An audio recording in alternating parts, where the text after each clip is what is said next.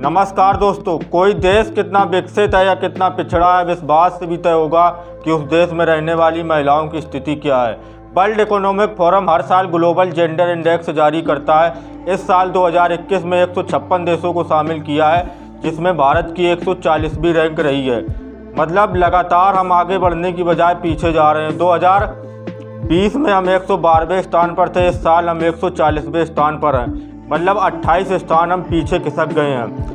बांग्लादेश, श्रीलंका, भूटान जैसे देश लैंगिक समानता में हमसे अच्छे हैं। वर्ल्ड इकोनॉमिक फोरम ने यह तय कैसे किया कि उस देश की महिलाओं की स्थिति कैसी है, तो उसके लिए उन्होंने 4 कैटेगरी को शामिल किया है। अर्थव्यवस्था में महिलाओं की हिस्सेदारी, महिलाओं का स्वास्थ्य, महिलाओं की शिक्षा, राजनीति में महिलाओं की भागीदारी क्या रही है, ये 4 कैटेगरी शामिल किया है। वैसे तो जब बच्ची का जन्म होता है हम उसको घर की लक्ष्मी, घर की सरस्वती आदि उपाधियों से नवाजते हैं। वही बच्ची जब बड़ी होकर कहती है मुझे पढ़ना है, मुझे आगे बढ़ना है, तो उसको पढ़ने नहीं दिया जाता है। वही बच्ची जब बड़ी होकर अपने पिता, अपने पति की जायदाद में हिस्सेदारी मांगती है तो उसको नहीं दी जाती है।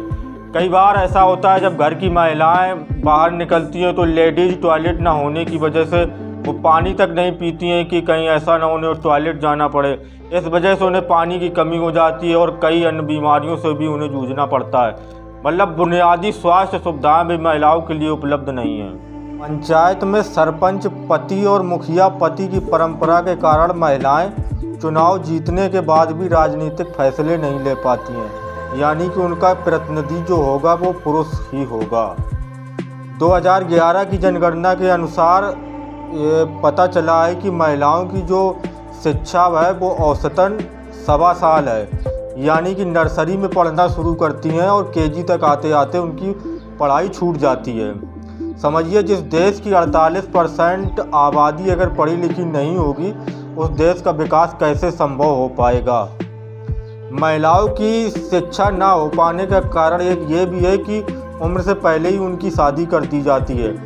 यूनिसेफ की रिपोर्ट के अनुसार 47% लड़कियों की शादी 18 वर्ष से पहले ही कर दी जाती है। दरअसल हमारे देश में लड़कियों को पराया धन समझा जाता है। जिस घर में लड़की का जन्म होता है उस घर के लोग उसे अपनी एक जिम्मेदारी समझते हैं और उसकी शादी कर अपनी जिम्मेदारी से मुक्त हो जाना चाहते हैं। विवाह के बाद लड़की जिस घर में जाती है उस घर के लोग भी उसे पराया ही समझते हैं।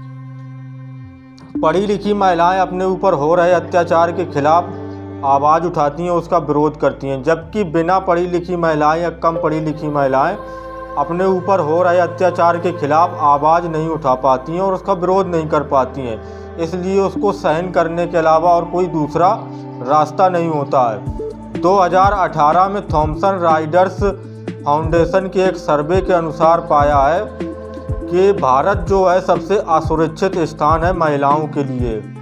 WHO के अनुसार हिंसा केवल युद्ध के मैदान तक ही सीमित नहीं है।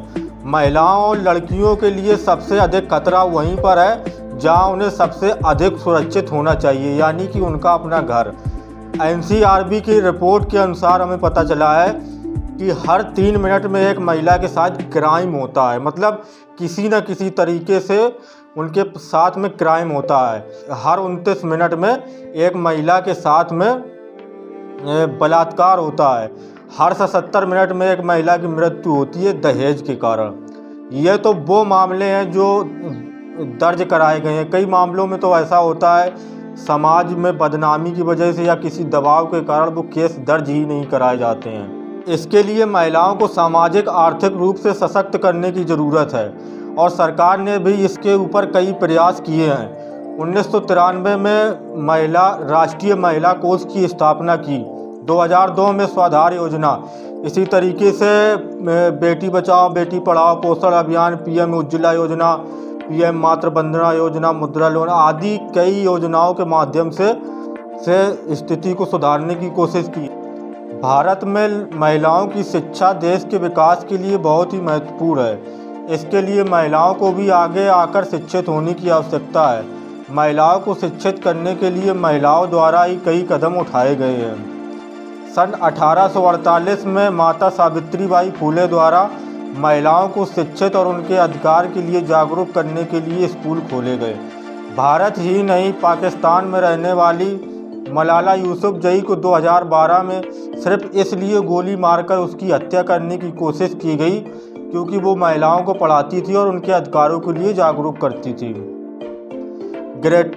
और इसके लिए उन्हें 2014 में नोबेल पीस प्राइज़ से भी सम्मानित किया गया।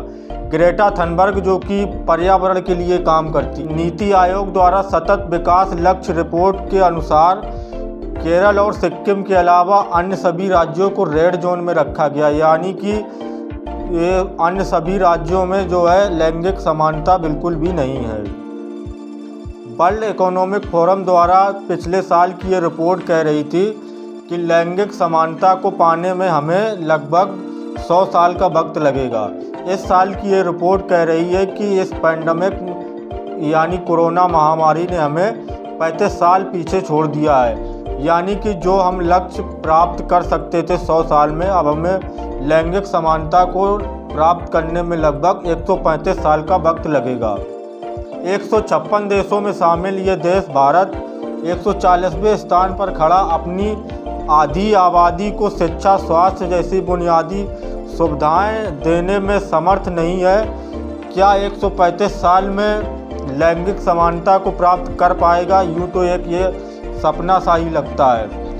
क्या आपको लगता है कि लैंगिक समानता हम 135 साल में प्राप्त कर सकेंगे?